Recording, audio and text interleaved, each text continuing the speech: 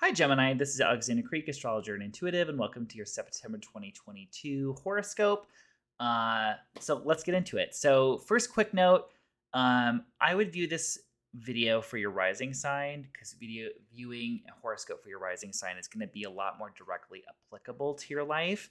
However, if you're a Gemini sun, you may want to watch this video as well and see if it resonates with you, especially the beginning part because it's pretty important. So, I wanted to talk about something that actually happened last month in August before we even get to September because I forgot to mention it in your last video. So, Gemini, super important for you. So, Mars, the planet of action, of energy, of passion, of motivation, and conflict and anger, is going to be in your sign for the next 7 months. So, usually Mars is in one sign for about 2 months. Mars is going to get all the way to the end of Gemini and then retrograde. So it's going to be in Gemini for a very long time until about March 2023. So it changed signs about August 20 something. I can't remember the exact date, but I just forgot to mention it. So I wanted to mention it for you.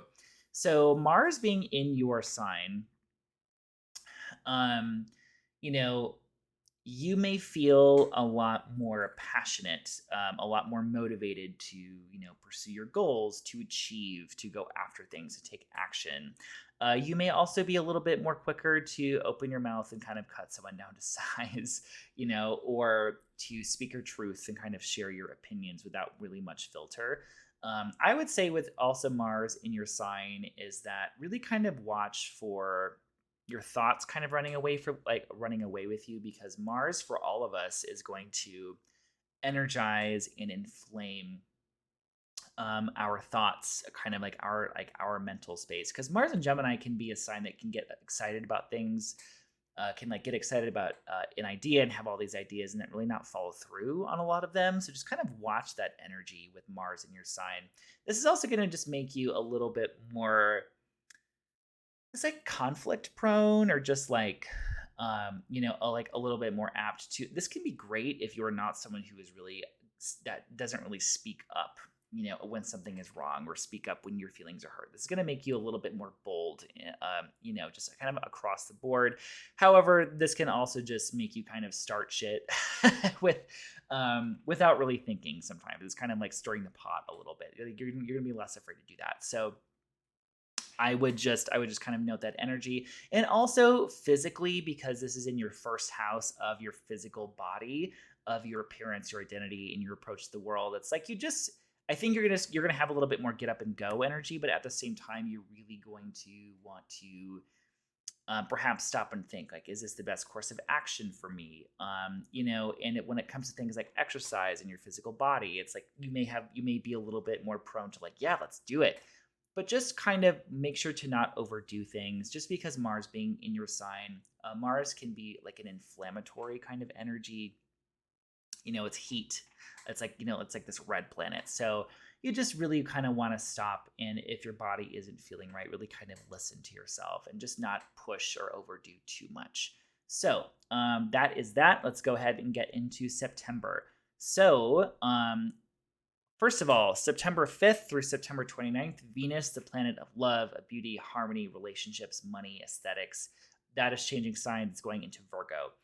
That is going to be in your, so it means from September 25th, basically from September 5th through the rest of the month, Venus will be in your fourth house of home and family and foundation.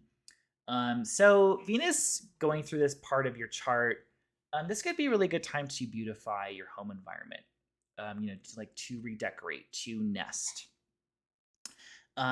This could also bring some harmony or some good time kind of energy, or just some kind of, because Venus tends to smooth things out, smooth things over. So this could be good for family, as far as like smoothing out relationships with family, or kind of bringing some harmonious energy to your family life. And the fourth house is also a pretty private area of your chart. It's the lowest part of the chart, so this is really talking about your foundation, like your private time. So this could be just more of a time when you're really kind of concerned with home, with family, with with kind of getting away from the world a little bit. So that's going to offer some nice energy. That's going to offer some nice energy with anything home, family, private, or really kind of just nesting a little bit, really for this month. Um, so we have a full moon in Pisces on, I think it is on September 10th. So we have a full moon in Pisces on September 10th, which is the same day that Mercury, the planet of communication, stations direct. So first of all, let's talk about the full moon. So a full moon can bring culmination, completion, illumination, awareness, or news in some part of your life. And for you, this is actually going to be in your career. So it'll be anything with your career, with your with your status and your public reputation. So you could be achieving something in career, just a lot more visible in career. There'd be something culminating in your career. You could be leaving something in your career. You could be achieving something in your career. You could just, but this is really a time that you're really going to be very seen and be very, very visible. And something is coming to fruition in this part of your chart. Or it could be something in your your public status or your reputation is changing. Like there's some kind of shift in that area as well. With that full moon, that also this full moon is going to be conjunct Neptune. It's not the tightest conjunction, meaning it's not super close to Neptune, but it's close enough, I think, for us to feel that energy. Pisces is this sign of intuition, of sensitivity, of compassion, of like all is one. It's connected to dreams and intuition, and so is Neptune. And in modern astrology, Neptune is the ruler of Pisces. I use Jupiter as the ruler of Pisces more so, but Neptune definitely has an affinity with Pisces, because Neptune is the planet of dreams, the planet of like the ethereal realms of the imagination. So with this full moon around September 10th, I would just note that intuition, paying attention to your dreams, your imagination, your connection to your sensitivity and emotions over logical thinking is going to be stronger around this time. Also, the fact that this full moon does square Mars. A square is an aspect in astrology that kind of indicates sort of dynamic energy or even some conflict. So you may be having to make a choice, or you may be having to take action, or you may be feeling like that kind of quality of go for it kind of energy, or I have to change something, or I have to take action on something, possibly relating to you in your personal life or to career. This is kind of interplay between both of those things around this full moon.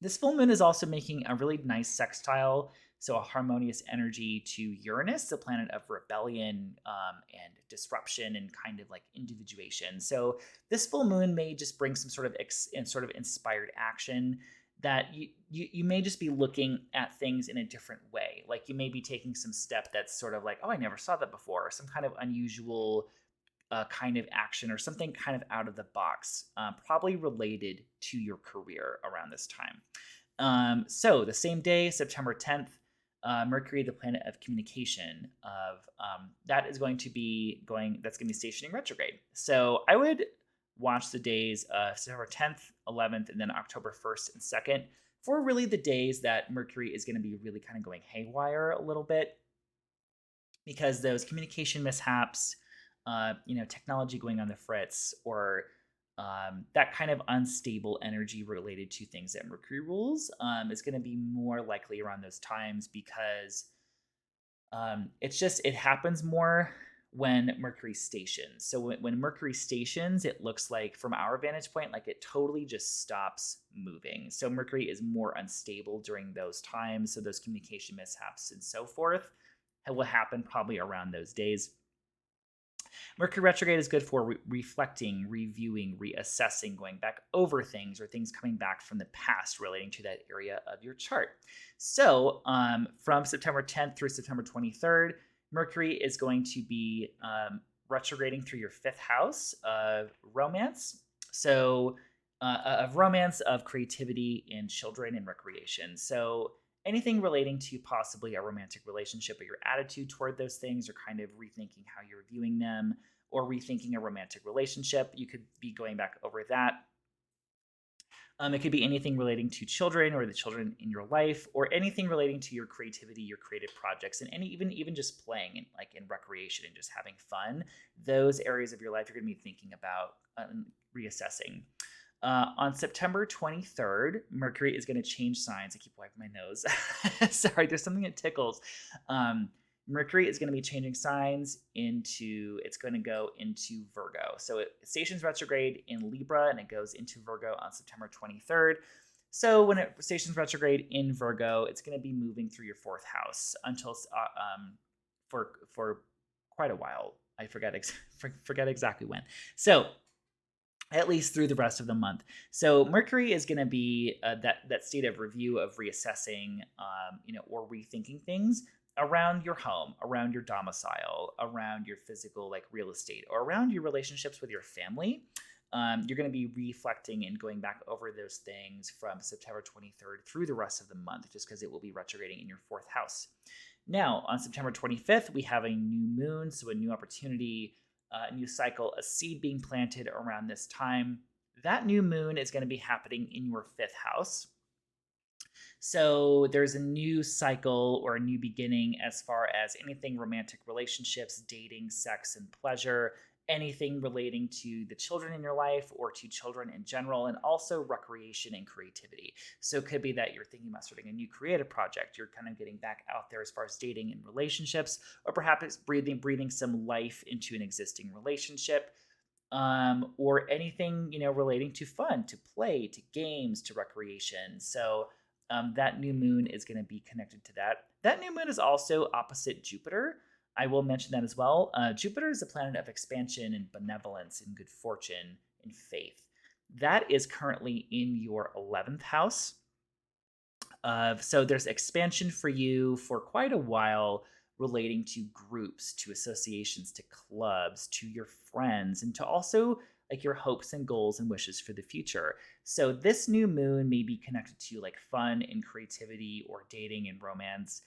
Also, it may be connected to groups and to friends, just because it's going to be opposing Jupiter. So it's going to be kind of in this direct aspect to Jupiter in your 11th house. So there could be some connection between groups and friends, your goals, also connected to fun and dating and romance. So just wanted to leave that out there for you. So hope that's helpful. If you're watching this on YouTube, please please subscribe to the channel, and please maybe comment and let me know what you're looking forward to this month.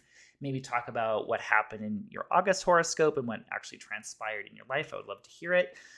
If you're listening to the audio version of this podcast, please leave a 5-star review if you enjoyed it. It's always really, really helpful to get people to see it. And again, if you're wanting a deeper reading on your birth chart or kind of what's coming up for you, you can take a look at my website and maybe perhaps book a session.